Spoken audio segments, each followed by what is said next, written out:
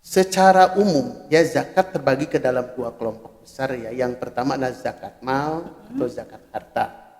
Ya, kemudian yang kedua zakat fitrah ya. Yang tadi tema yang kita bahas ya pada kali ini tentang zakat fitrah, Pak ya.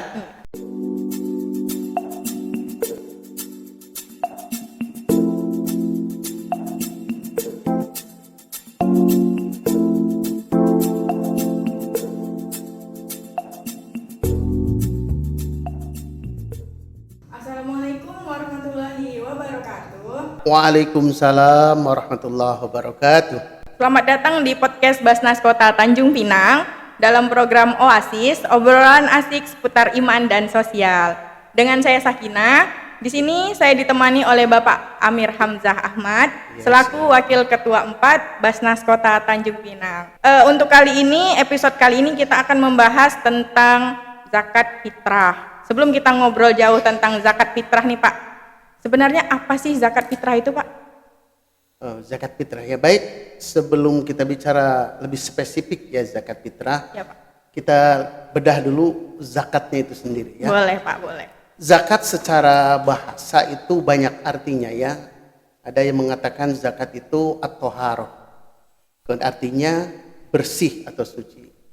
Ada juga yang mengatakan zakat itu adalah al-barokah, artinya berkah itu ziyadatul khair, bertambah-tambahnya kebaikan. Kemudian juga ada yang mengatakan zakat itu an-numu, artinya tumbuh atau berkembang. Bahkan ada yang mengatakan zakat itu juga maknanya adalah as-shalah, artinya beres, tuntas. Maka setiap orang yang berzakat akan mendapatkan makna-makna tadi itu. Dia akan mendapatkan kesucian hatinya, kebersihan hartanya, dia akan dilipat gandakan, ditumbuh kembangkan hartanya, dituntaskan segala permasalahannya. Yaitu secara bahasa. Secara bahasa ya Pak. Kemudian juga zakat juga secara istilah adalah mengeluarkan harta tertentu pada saat tertentu kepada orang-orang tertentu sesuai dengan syariat Islam ya. Karena tidak semua harta harus dizakat ya, hanya harta tertentu yang memenuhi syarat-syarat tertentu dan diberikan kepada orang-orang tertentu ya. Iya, itu Pak. Secara istilah. Secara istilah. Nah, kalau untuk zakat sendiri nih Pak, ada berapa macam nih zakat yang ada? Secara umum ya zakat terbagi ke dalam dua kelompok besar ya. Yang pertama adalah zakat mal atau zakat harta. Ya, kemudian yang kedua zakat fitrah ya. Yang tadi tema yang kita bahas ya pada kali ini tentang zakat fitrah Pak ya. Nah, di mana memang zakat mal itu adalah zakat harta ya. Seluruh harta yang kita miliki tadi yang memenuhi syarat-syarat tertentu, dan bila mana sudah tiba saatnya sesuai dengan ketentuan maka itu harus dikeluarkan, itu namanya zakat mal ya. Sementara zakat fitrah ini erat kaitannya dengan ibadah Ramadan yang diikuti dengan Idul Fitri, yaitu zakat fitrah ya. Siapa aja nih Pak yang wajib mengeluarkan zakat fitrah? Nah, sementara zakat fitrah itu wajib dikeluarkan oleh setiap muslim apapun bentuk dan status sosialnya. Baik itu yang penting muslim, iya, laki-laki, perempuan, tua, muda, anak-anak, bahkan dia merdeka ataupun dia budak. Ya, asal dia seorang muslim maka zakat itu wajib atas mereka, gitu ya. Iya. Oke. Selanjutnya nih Pak, syarat wajib untuk kita mengeluarkan zakat fitrah itu apa aja ya Pak? Syarat wajib mengeluarkan zakat fitrah ya, setidaknya ada 3 ya. Tadi sudah dikatakan bahwa dia harus seorang muslim ya. Maka dengan demikian orang kafir atau muslim dia tidak berkewajiban untuk mengeluarkan zakat. Asal dia seorang muslim yang tadi sudah disebutkan statusnya apapun ya, dia kondisinya baik laki, perempuan, tua, muda, yaitu mereka wajib mengeluarkan zakatnya. Yaitu yang pertama syaratnya adalah dia seorang muslim. Kemudian yang kedua, dia itu hidup di 2 zaman yang berbeda. Hidup di 2 zaman yang berbeda, maksudnya gimana tuh Pak? Artinya dia itu harus hidup di penghujung Ramadan dan juga awal bulan Syawal. Ya, jadi orang yang hidup di 2 zaman di penghujung Ramadan dan awal bulan Syawal, maka dia wajib mengeluarkan zakat fitrah. Artinya kalau hanya di satu zaman saja, di penghujung Ramadan atau di awal bulan Syawal, maka dia tidak berkewajiban, harus dua-duanya. Ya, akhir Ramadan adalah ketika tenggelamnya atau terbenamnya matahari di hari terakhir Ramadan. Itu akhir Ramadan. Awal Syawal pada saat malam Lebaran. Itu awal Syawal. Jadi harus ada kedua-duanya. Dan ini akan berdampak, misalkan ada orang bayi ya dilahirkan di malam Ramadan. Ini contoh misalkan satu kasus. Apakah dia wajib zakat fitrah? Coba menurut Sakinah. Kalau menurut Sakinah dia wajib sih Pak, tetap wajib. Kenapa? Sementara kan tadi syarat zakat fitrah harus hidup di dua zaman, di akhir Ramadan dan di awal bulan Syawal. Ketika seorang bayi terlahir di malam Lebaran, berarti dia hanya satu zaman, hanya di awal Syawal. Ramadannya tidak ketemu, maka dia tidak berwajib zakat. Oh, dia tidak berwajib ya Pak? Zakat. Ya. Atau misalkan gini, contoh yang misalkan seorang perempuan, dia melahirkan di hari terakhir Ramadan, ba'da asar jam 5. Ya begitu maghrib, berarti kan dia udah maghrib, berarti udah berakhir Ramadan, masuk awal bulan Syawal. Nah, bayi yang seperti itu wajib dizakati. Kenapa? Karena dia sudah sah memenuhi dua syarat, hidup di dua zaman, di akhir Ramadan maupun hanya 1 jam. Oh, ya, tetap harus ya Pak ya, ya? Gitu kan, itu perbedaannya. Tapi kalau kita bayar zakat di awal Ramadan itu boleh nggak sih Pak? Kan biasa orang pada umumnya nih bayar zakat itu mau deket-deket mau Lebaran nih. Nih kalau kita bayar di awal, boleh nggak? Makanya tadi ya, syarat zakat itu ya ketika seseorang hidup di dua zaman, di awal Ramadan dan dia masuk ke awal bulan Syawal. Maka di dalam pelaksanaan zakat fitrah itu sendiri, para ulama itu hukumnya membagi beberapa tingkatan. Yang pertama hukumnya jawaz, boleh. Boleh membayar zakat fitrah di awal Ramadan. Sudah boleh kita begitu masuk bulan Ramadan, mau zakat fitrah biar kita misalkan, karena kita di akhir-akhir ini sibuk dengan pekerjaan atau apalah, udahlah di awal, itu boleh secara agama syah. Ya gitu kan. Ini waktu boleh. Yang kedua waktu wajib. Wajib zakat itu waktunya yang tadi itu ketika seseorang hidup di dua zaman. Begitu selesai akhir Ramadan, masuk maghrib awal malam Lebaran, dia udah tuh. Itu waktu wajib. Berarti kalau yang tadi sebelumnya itu tidak wajib. Kenapa? Karena syaratnya belum terpenuhi. Tadi kan syarat harus hidup di dua zaman. Ketika di awal, baru awal Ramadan saja ya. Nah itu waktu wajib. Kemudian ada waktu abdol, waktu utama. Waktu utama itu adalah ketika antara sholat subuh dengan khotib naik ke atas mimbar. Ya, sebelum khotib naik mimbar, ya itu waktu yang paling utama. Jadi kalau kita ini, ya kalau pengen pahala lah, kalau bicara pahala yang paling besar itu saat-saat sebelum khotib naik ke atas mimbar, sebelum itu. Tetapi ya kalau kita udah misalkan ke lapangan, faktanya ya, jadi banyak saat-saat yang paling bagus, tetapi justru kebanyakan waktu itu waktu kita sibuk di lapangan, di masjid, pada itu yang waktu paling utama.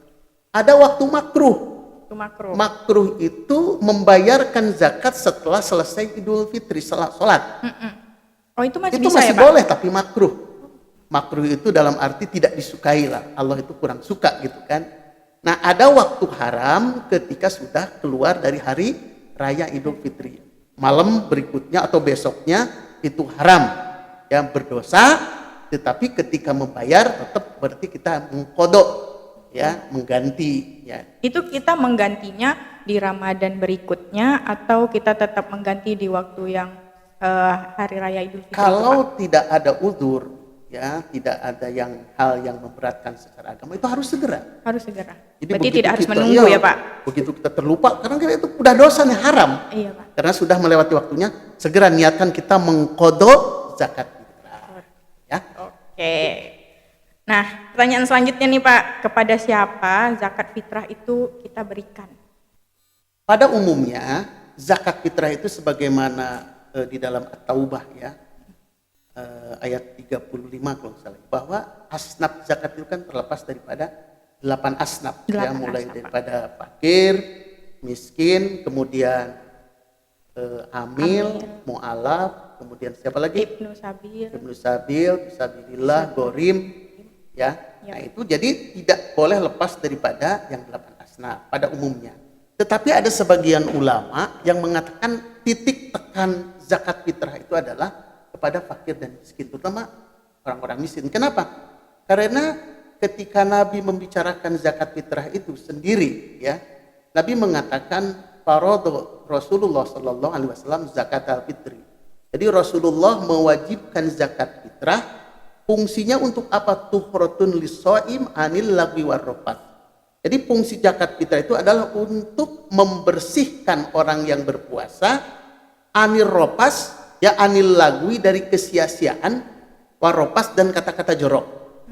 Ya yang namanya puasa, kadang-kadang kan kita ini harus menahan diri bukan hanya dari yang membatalkan puasa, benar Pak, tapi juga dari yang membatalkan pahala puasa. Mungkin kita tidak makan, tidak minum, tapi mulut ngobrolin orang, ngobrol kata-kata jorok dan sebagainya.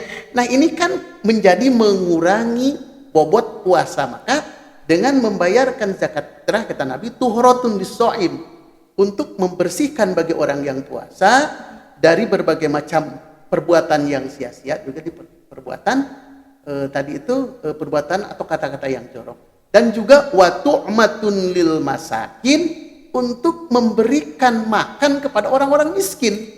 Berarti ya, itu yang ditekankan ya, jadi Pak. penekanannya sebetulnya ada yang mengatakan sebagian ulama itu sebetulnya fokus besarnya itu kepada sasarannya miskin. Miskin ya, kenapa? Pak? Agar mereka itu bisa punya makanan di hari raya, bisa ikut bergembira gitu. Itu sasarannya. Sempurna sekali Islam ya Pak ya. Tetapi pada dasarnya ya mayoritas juga membolehkan memang sebagaimana asnaf yang 8 itu boleh. Tetapi ada ulama ya yang mengatakan memang semestinya itu sasaran pokok atau sasaran utamanya kelompok masakinnya. Sempurna sekali Islam ya Pak ya. Sampai indah. Sebegitu detailnya kita dibahas tentang zakat. Oke Pak, berapa nih kira-kira besaran zakat yang pada umumnya dikeluarkan, yang kita keluarkan, kita berzakat nih, berapa nih besaran yang ditentukan? Kalau asalnya zakat fitrah itu, aslinya itu memberikan satu sok. Sok itu ukuran ya, di zaman Nabi itu satu sok dari makanan pokok. Waktu itu gandum, ada juga misalkan anggur, ya kemudian kurma. Jadi satu sok. Jadi satu sok itu adalah ukuran, bukan timbangan. Ukuran apa? Sukatan lah ya, takaran ya. Nah, ketika dikonversi kepada timbangan, memang terjadi perbedaan. Karena ada yang mengatakan satu sok itu satu genggam tangan dewasa, itu kan ini, ya, Pak. Itu kan, ambil gitu ya Pak. Gitu kan, itu ukurannya itu ya. Nah, maka ketika dikonversi kepada ukuran berat, maka berbeda-beda. Tetapi nah, untuk menghindari perbedaan-perbedaan di Indonesia kan ada Majelis Ulama. Nah, MUI sudah mengeluarkan fatwa bahwasanya zakat fitrah itu kalau dikonversi kepada ukuran berat sekitar 2,5 kg atau 3,5 liter makanan pokok kalau kita beras, yaitu ya jadi dengan asli itu dengan makanan pokok. Pokok ya Pak. Itu memang yang paling afdol. Bahkan kalau kita bicara lintas madhab, ya ada kita mengenal ada 4 madhab yang dominan. Madhab Hanafi, kemudian Maliki, Syafi'i dan Hambali. 3 madhab mereka itu mewajibkan dengan makanan pokok. Ya, tetapi satu madhab Hanafi itu dia boleh dengan mengganti nilai makanan pokok. Nilai makanan pokok. Jadi yang menolak dengan harga harus dengan makanan pokok, Maliki, kemudian juga Syafi'i dan Hambali. Hanafi yang membolehkan. Nah, ini yang mengharuskan dengan makanan pokok, ukurannya yang tadi kira-kira 2,5 kg. 2,5 kg. Nah, sementara Hanafi ya dia timbangannya berbeda. Jadi sekitar 3,8 kilogram. 3,8. Itu madhab Hanafi. Nah, madhab Hanafi ini dia membolehkan diganti dengan harganya atau boleh diuangkan, kan? Nah, kemudian karena di kita, ya bagaimana di kita selama ini kan lebih terbiasa dengan uang. Padahal kalau asalnya yang paling afdal itu dengan makanan pokok, ya.